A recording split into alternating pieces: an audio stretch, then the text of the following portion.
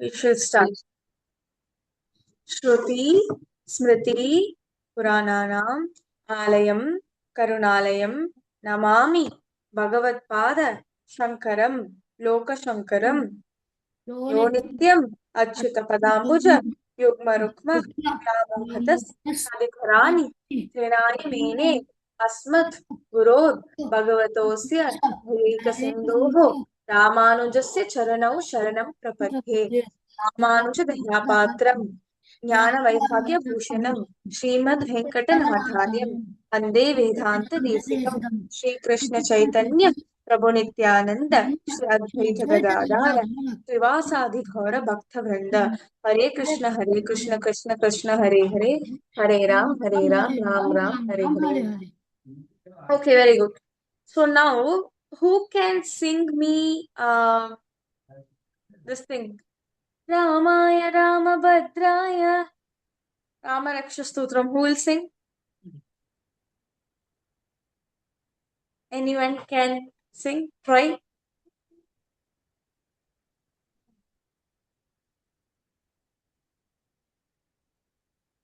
No one is ready to try. Should I repeat today also?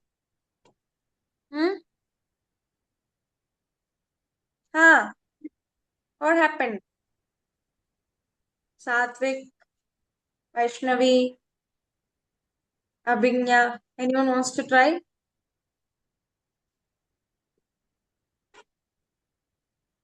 Okay, fine. You can repeat after me. Next class you should sing. Okay, Kanna? Next class try to sing because I think we have been practicing it for more than 3 classes now. Okay, now this class you can repeat after me. Ha, Kanna. I'll sing Mataji. Okay, super, sing.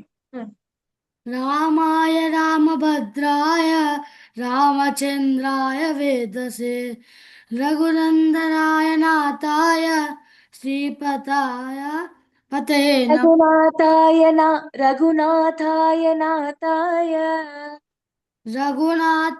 नाथाय सीताय पतये नमः.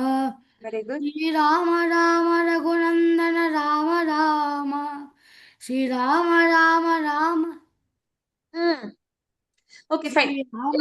Okay, wait. Let me sing it. You people look at the notes, have lyrics in your hand, and you can repeat after me.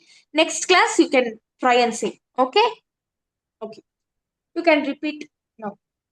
Ramaya Ramabhadraya रामाय रामभद्राय Ramaya Ramabhadraya रामाय रामभद्राय Ramachandraya Vedase रामचन्द्राय वेदसे रघुनाथाय नाथाय रघुनाथाय नाथाय सीतायाः पतये नमः.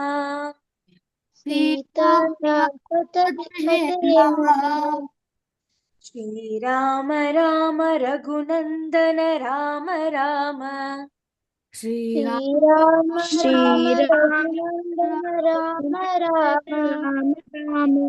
Very good. श्रीराम राम भरताग्रज राम राम श्रीराम भरताग्रज राम राम. श्रीराम राम रणकर्कश राम राम श्रीराम राम कंठस्थ राम राम. श्रीराम राम रणकर्कश राम राम श्रीराम श्रीराम करकट राम रणकर्कश राम राम रणकर्कश राम श्रीराम राम चरणं भव राम राम श्रीराम राम चरणं Ram. Okay, very good. Shri Ramchandra चरणं मनसा स्मरामि श्रीरामचन्द्र चरणं वचसा स्मरामि श्रीरामचन्द्रचरणं वचसा घृणामि श्रीरामचन्द्र चरणं वचसा प्रणमामि श्रीरामचन्द्रशरणं श्रीरामचन्द्रचरणं शिरसा Namami Shri Ramchandra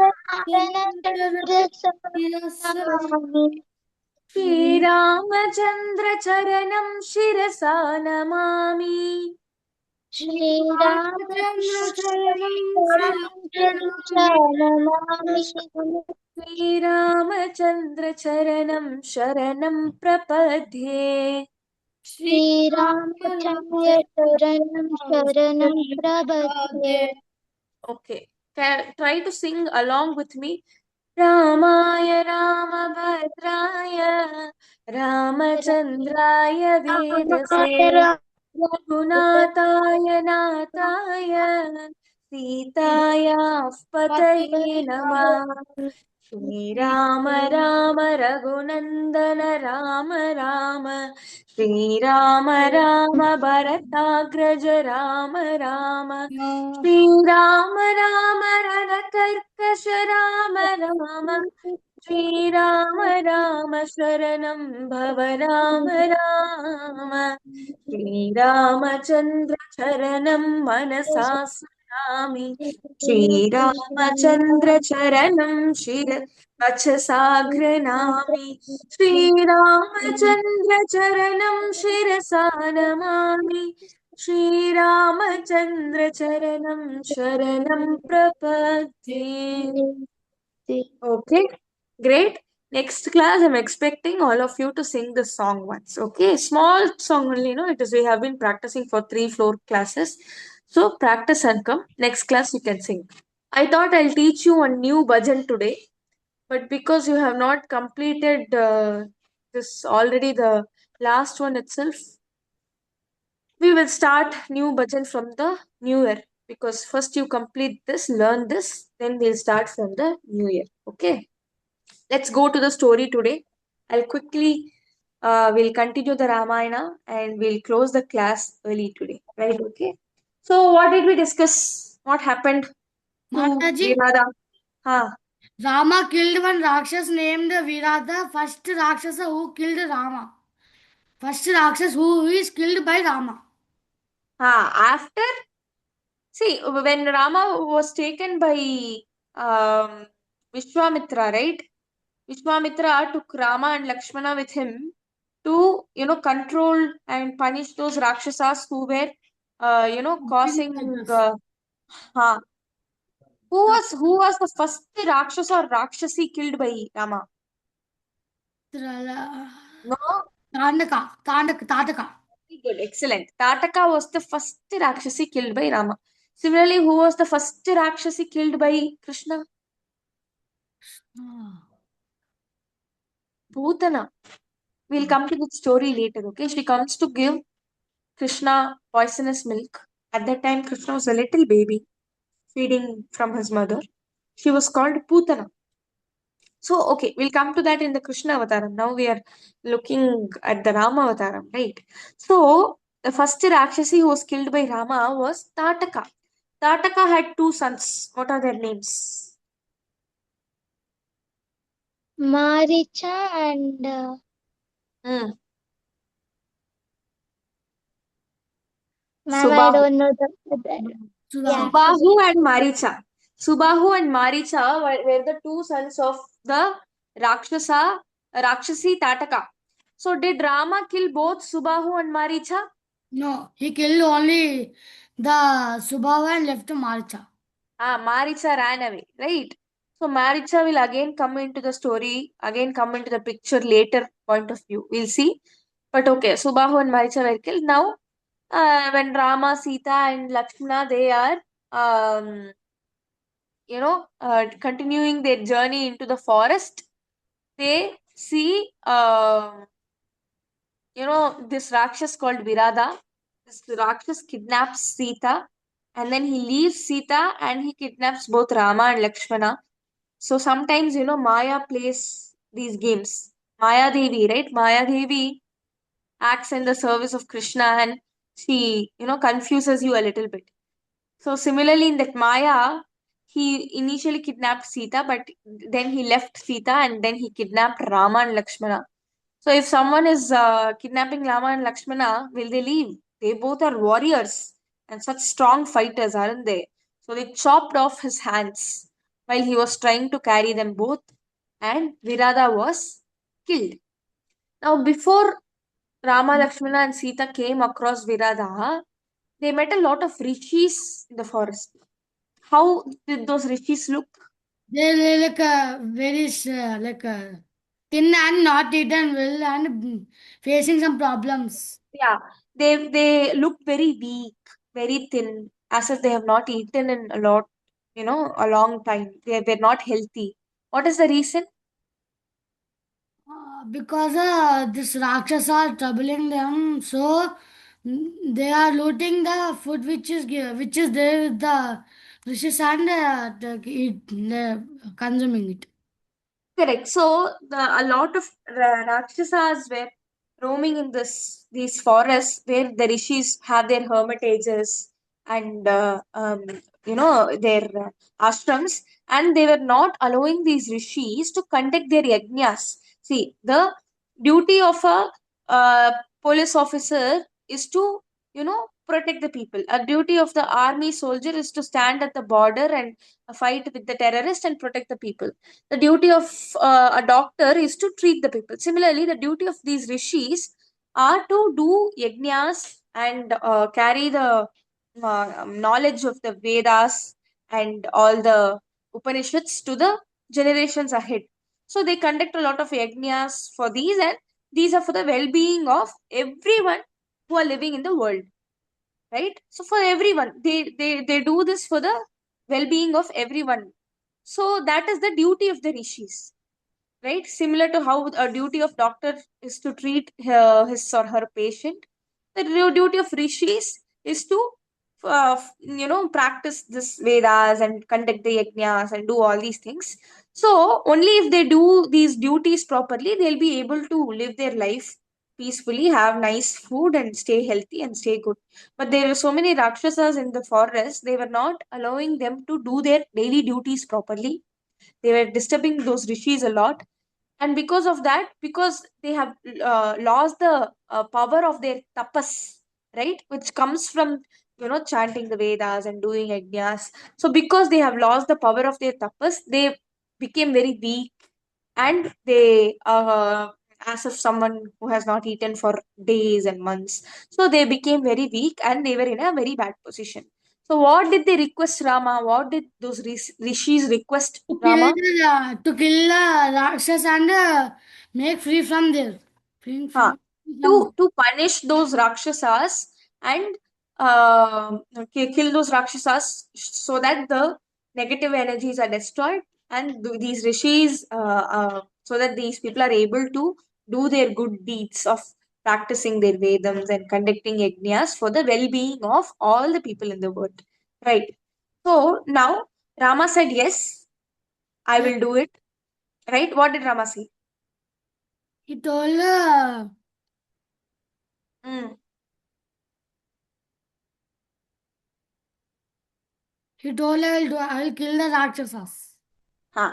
He told, I'll take care of this. I promise you that I will take care of this Rakshasas. You will be able to do all your duties properly. And then they continue their journey into the forest. They have reached almost Maharashtra.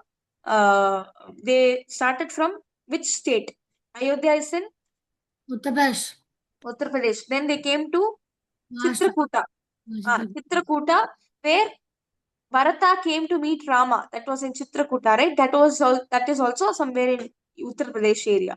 And then they are coming down below. They came to Nagpur area, Maharashtra area, and that's where they met these rishis. After meeting these rishis, they came across this Rakshasa Virada, and Rama and Lakshmana killed this Rakshasa called Virada. Now Mataji, they are, huh? Rakshasa are stronger no Mataji. They can defeat the gods no Mataji, such as Hiranyakashipu. Hiranyakashipu defeated the all heavens and three lokas no Mataji. Correct. Rakshasa are also very strong. See, these days, if you see, strength is at the end of the day, Paramatma and Bhagavan is the uppermost power, right? But sometimes Bhagavan gives a little bit time for these Rakshasas to do all their deeds, right? Only then the karma of people, you know, only then the karma will be spent. And at last, when it is time, he'll come and he will punish these people. So Rakshas are also very strong. See, if you see in school and say, for example, there is one topper in your class. So just because he's a topper or she's a topper, just because he or she gets a lot of marks and like very good at studies, can you say that he or she is a very nice person also? No. Might not be, right? Might be they are very rude to their friends, might be they're very rude to their siblings or at home, and they don't respect the teachers. But they might be very sharp in studies, they might get a lot of marks in the exams, right? So being a topper, being getting good marks in the exam, studying well doesn't really mean that they are a good person also, right? Similarly, these Rakshasas had a lot of physical power, right? They had a lot of capability to handle a lot of weapons. They had war skills, but that doesn't mean that they are good people, right? So that's how the Brahmand is designed. That's how Bhagwan has given both good and bad, right? Though both are Maya, both the things exist. So what happens? These Rakshasas have nice war skills, they handle weapons, they have Shakti to, trouble people and all that, but they're not good people. See, uh, um, for example, how do I say it? See, if there is the topper, we'll take the same topper story. We have a nice topper person in your class, but if his intentions are not good, what will he do or she do when he or she grows up? They will think, I am good at this, so I have to go to nice job or do something. I'll nicely earn money and I'll enjoy with the money that I earn. Will they think that I have to share nice things to people or be a nice person in the society? No. So that is the problem, right? When power is in the hands of a bad person, it is utilized in a bad way. But when the same power is in the hands of a good person, it is helpful for people. That is the example with Sivirada and Rama. Similarly with Hiranyakashipu and Bhagavan Narasimha, right? So when Bhagavan shows his power, it is to protect his devotees. It is to protect the people around, so that people live peacefully and have a good life.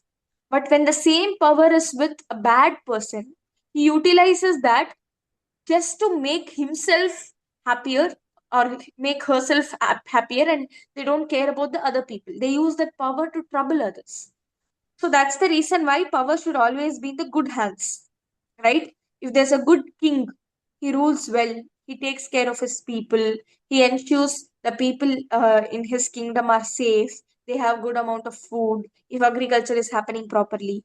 But if the king is a bad person, he always thinks on how to acquire money, how you can he can use people to get all the work done without paying them, right?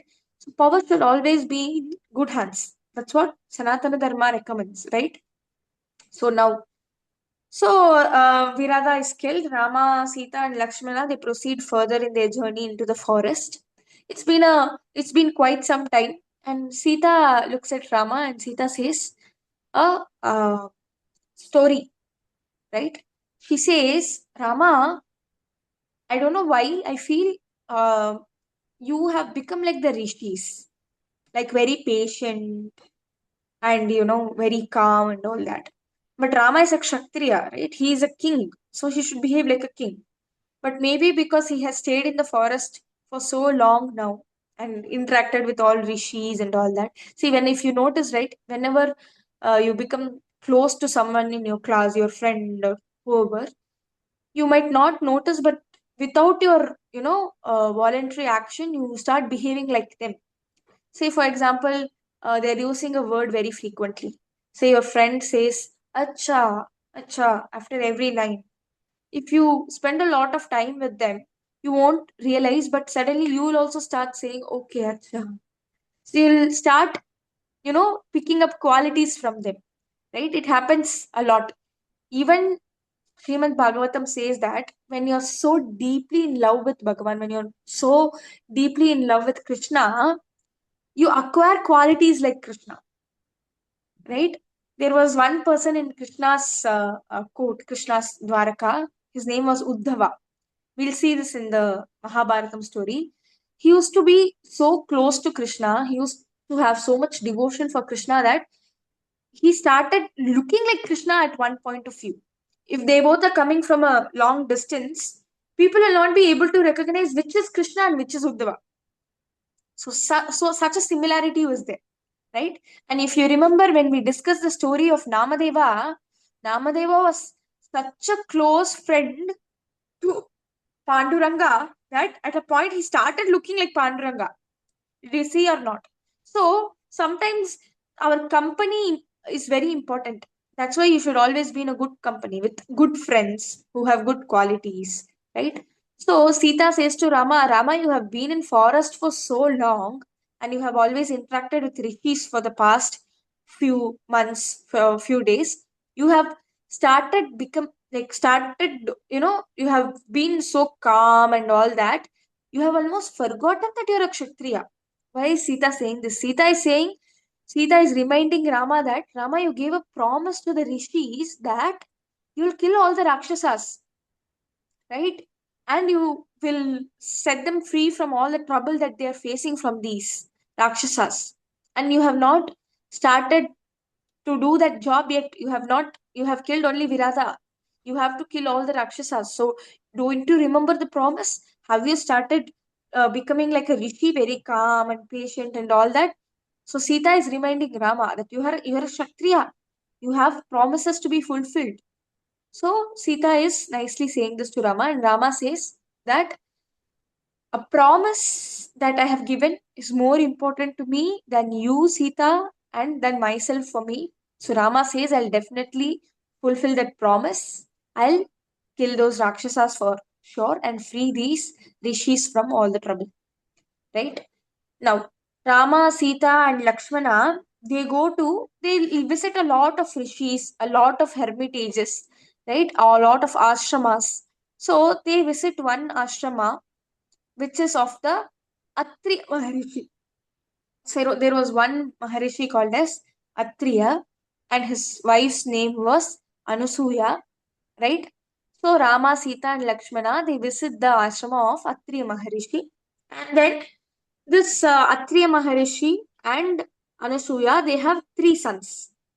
One is Durvasa, second son is Soma, and the third son is called Datta, right? So, this first son Durvasa, have you heard of this Rishi Durvasa? I have said so many times in the story. If you remember, when we were discussing the Kurma Avatara, right? After Matsya Avatara, we have the Kurma Avatara. When we were discussing the Kurma Avatara, they will be churning the Ksheerasagaram because all the Devatas would have lost their power. Do you remember why they lost their power? Who gave them the curse that they lose all their powers? Durasa son. Durvasa Maharshi. Vasa only gave the curse to Indra that all you devatas have so much ego that just for you to learn a lesson, you lose all the powers. And that's why they go and they, request Narada Maharishi on, see, this has happened and we got such a curse. What do we do now? And then they get the solution that they have to do the Kshira Sagara Manthanam so that they can gain back all their powers. So why does Durvasa give Indra the curse? Do you remember? Because they have more ego and ego. How? Why? How it happens? Durvasa brings a beautiful flower garland, and while he is having the flower garland, he on the way meets Indra, and he offers that flower garland to Indra. But what does Indra do? He threw it away. Ah, he puts it on his elephant. What is Indra's elephant's name? Indraja. Chi. Ah, Airavatam. Airavatam. excellent, Rashmi. Airavatam. Airavatam is Indra's elephant's name. So Durvasa, with a lot of love, he offered that beautiful uh, mala of flowers to Indra. But Indra, being so egoistic, with a lot of head weight, he put that flower garland on the neck of his elephant, which is Airavat. And this flower garland was so beautiful. So many like sweet smelling flowers were there. So when there are sweet smelling flowers, there's a bee. Bees are always attracted to it, right? So once the garland was put on the Airavatam, the elephant's neck, a lot of bees came and they started, approaching the flowers, and because of which this Airavat elephant got irritated. So he nodded his head nicely because he wanted to get away with the bees. So when he did that, the flower garland fell on the ground and by mistake, right? But Durvasa Maharishi is a person who gets angry very easy. So he got angry and he cursed Indra, right? This is the story of Ksheerasagara Manthanam, right? If you don't remember, where Bhagavan came as the Kurma Avataram, who supported the the mountain Manthira, so that it can be, and the Vasuki snake was used, and they churned the Ksheerasagaram, out of which a lot of things came out, and finally they got the Amrita, and then the Devas had the Amrita, and they got back all the power. So Bhagwan came as Kurma and later also as Mohini to distribute all this Amrita to the Devas, right? So I just said this to remind you remind you of the Durvasa Maharishi, right? So Durvasa is an angry person, though he's a rishi, right? He's a very angry person. He keeps giving curses. So if he gets angry, he gives curse like this. So everyone is afraid of him. So, no one married Durvasa. So, Durvasa Maharishi, he stayed as a single person only. So, he was actually the first son of Atriya Maharishi and his wife Anusuya. Now, they also had one more son called as Soma. He also stayed as a bachelor only. I mean, so he didn't get married. And then they had the third son who was called Datta, right? This Datta is also considered to be one of the avatarams of Bhagavan, of Krishna, of Sriman Narayana. See, there are a lot of Amsa avataram and Avesha avataram. For example, what do we call Parashurama? Bhargava Rama, who is Parashurama, we call him the Avesha avataram of Sriman Narayana, right? Of Krishna. So, if you consider as Purna avataram, Rama and Krishna are the Purna avatarams of Narayana, right? So Krishna is Purnam in full form, Bhagavan himself who came for us, right? So there are some, if you say some avatarams has only a part of power from Bhagavan, right? Not full, no, Bhagavan is not in his full form, in his full avatar. So similarly, Parasurama was one of the avatarams which we call as Avesh avatar. So he just had the Shakti of Sriman Narayana. Similarly, one of the amsams of Krishna or Narayana was this Datta. So this Maharishi Atri and his wife Anusuya's son Datta, he took sannyasam and he followed the sannyasa ashramam for his life, and he's also considered to be a guru, right? Similarly, how we pray to Lord Dakshinamurti, we consider him as guru. So Datta, because he's Atri's son, we call him Dattatreya. So Dattatreya is also considered to be one of the amsams of Narayana, and he's looked upon as a guru, right? So, okay. So, Atri and Anusuya had these three sons like Durvasha, Soma, and Dattatreya. And now, Sita, Rama, and Lakshmana, they are visiting whose home? Atri and Anusuya's home.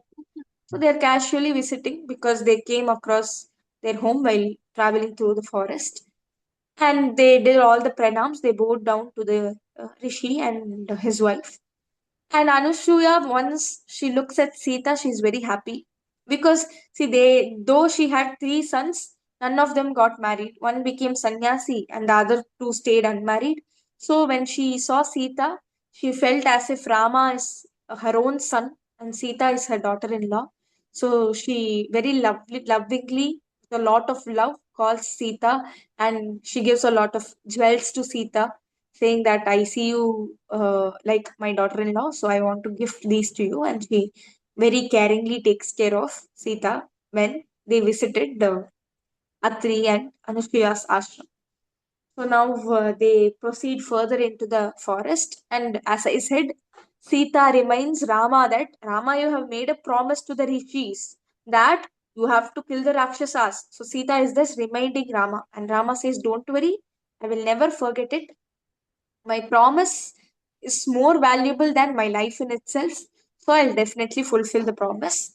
And in order to fulfill that, they further walk into the forest and they wish to meet the Agastya Maharishi, right? So Agastya Maharishi is one of the very valued Maharishis of those times. In fact, very prominent Maharishi in the South culture, right?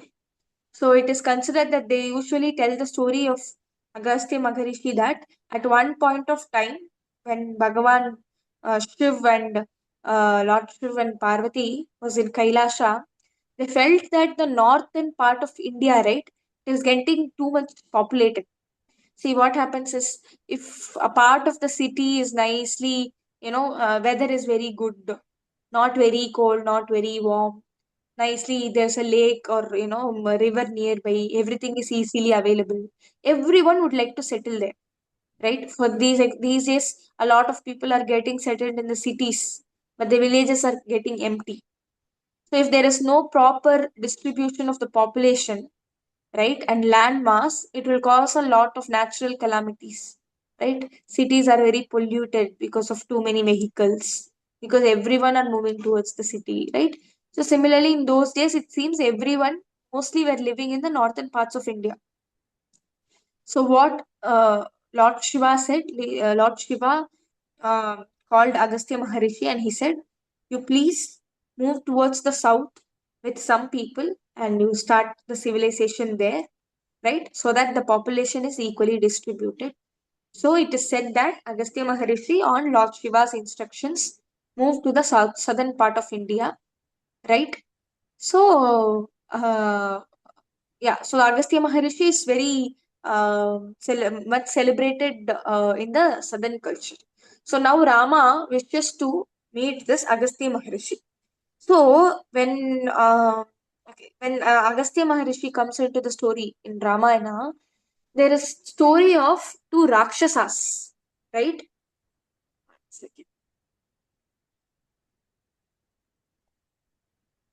So the story of the Rakshasas, the two Rakshasas name is Ilvala and Vatapi, right?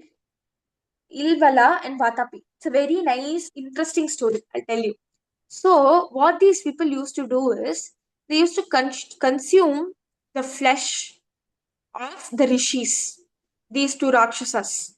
Nicely, they used to see, if you see people who eat meat, right? They eat fish, they eat, chicken, goat, and things like that. These two people, what they used to do, they used to kill all the rishis.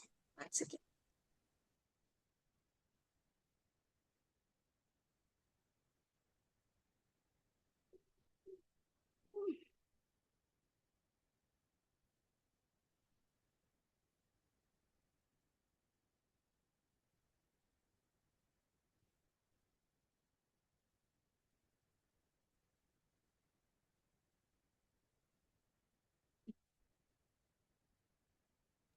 Sorry.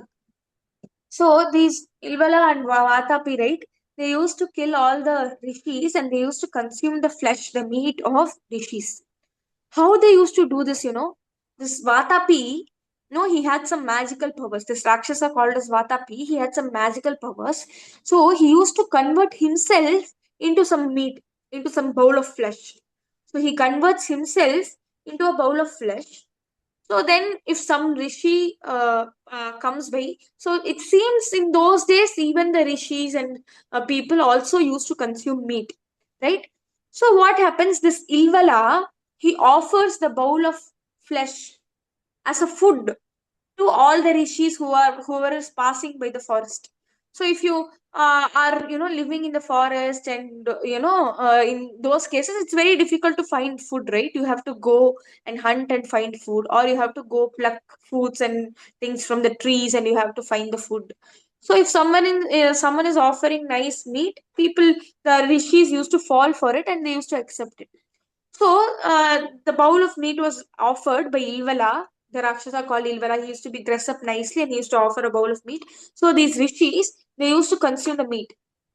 So, but that bowl of meat is none other than Vatapi himself. So he converts himself into a bowl of meat.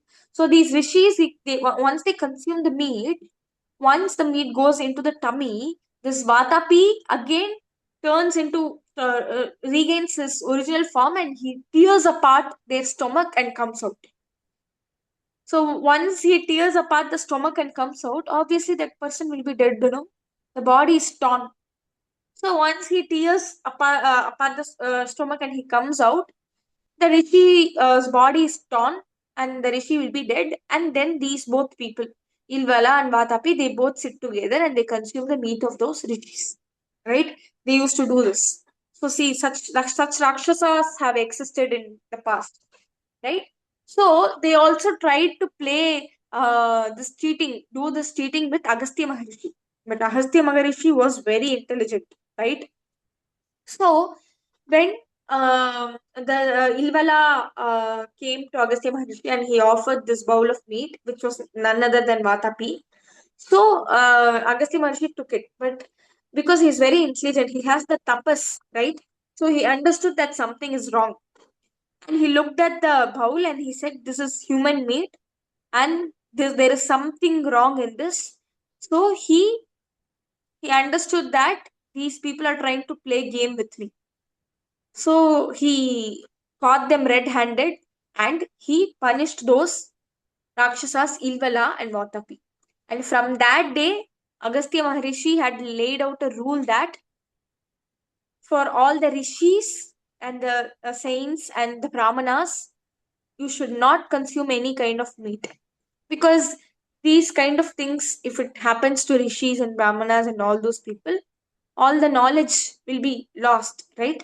So it is said that from those times onwards, all these rishis and sages and brahmanas, they have stopped consuming meat and they consume only sattvic food, fruits and all those vegetables and all those things. So this was long, long back. But what Krishna says in Bhagavad Gita, that Krishna says, Patram pushpam phalam toyam yome bhaktya prayachati. Which means Krishna says, you offer me leaf or fruits with love, I will consume it.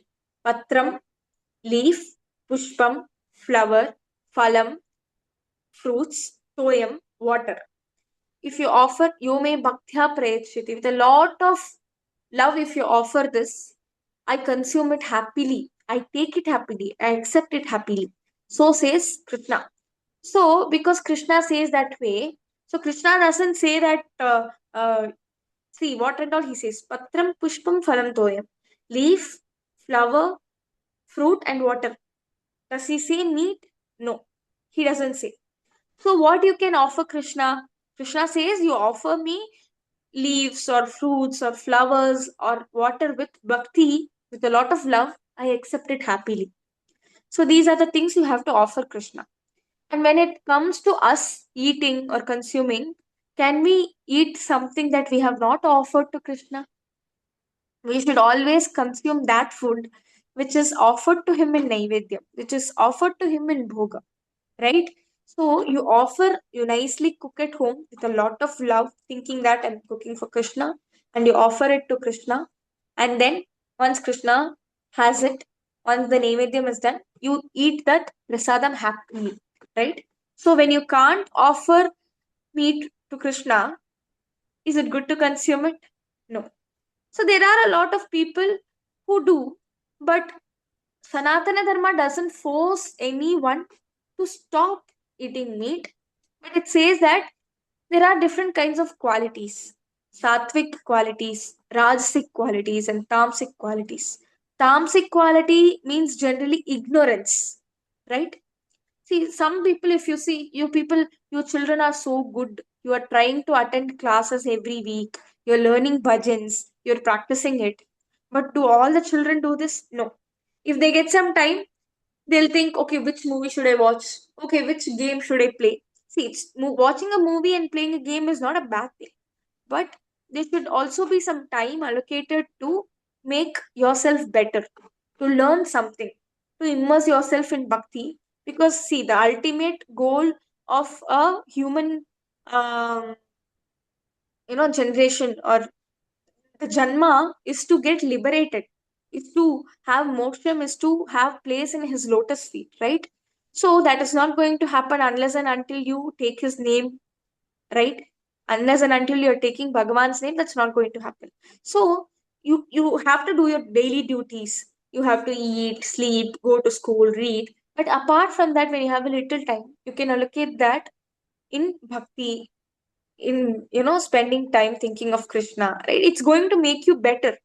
So there are some people who will never be interested in all these. So they generally live their life in ignorance. They don't have any questions on why am I born here? How come I am born into this family? What will happen after my death? They don't have these questions. So they just have the life, what is today, they're looking at it, and they just want to enjoy and have sensory pleasures, and they will leave. So they are living a life of ignorance. So that quality is called as tamasic quality. And similarly, there is one quality called as the rajasic quality, which means that a lot of anger, a lot of arrogance, right? So some people, they get irritated a lot. They have a lot of arrogance, right? They'll become very angry, right? So that all comes into Rajasic quality. Sattvic quality is that one which makes you to think on why is this like this? How can it be better? Right? When you have questions like what happens after death? Why am I in this repeated cycle of janma and marana? Right? How do I get liberated? Who is Bhagavan? So when you have these questions and you meditate upon it and you have a guru, so you get these answers and you finally enter into the path which leads to him. It leads to Krishna, right? So this kind of quality is called sattvic quality. So Sanatana Dharma says that there are certain food that helps you stay sattvic, right? That helps you gain sattvic quality. There are some food that doesn't let you think, right? That helps you gain more tamasic qualities. Like, for example, if you have a heavy biryani, like nicely a big bowl of heavy biryani, after eating it, will you be able to work or do homework? No. What will you feel? That I have to go and sleep, right? So there are some foods that increase the tamasic quality, right? So consuming meat, Sanatana Dharma doesn't put the rule or force everyone or force anyone saying you should not consume it, but it's just that the meat and certain kinds of foods like onion, garlic, and all these, they have tamasic qualities. So consuming that might increase your tamasic quality or your rajasic quality. So eating very subtle with less spices, right? So that kind of food that you can offer in Naivedyam to Krishna and then have it as prasadam, that is going to increase your sattvic quality, right? So Agastya somehow caught this Ilvala and Vatapi red-handed, and he punished them, and he put to end to the consumption of meat by rishis and brahmanas, right? That's the story. Next class, we'll see how Rama is meeting this Rishi Agastya and what happens. Okay? Hare Krishna. Hare Krishna Mataji. Hare Krishna Mataji. Hare Krishna Mataji. Next class, you should sing Ramayana Mabhadraya, everyone. Okay? Hmm. Hare Krishna.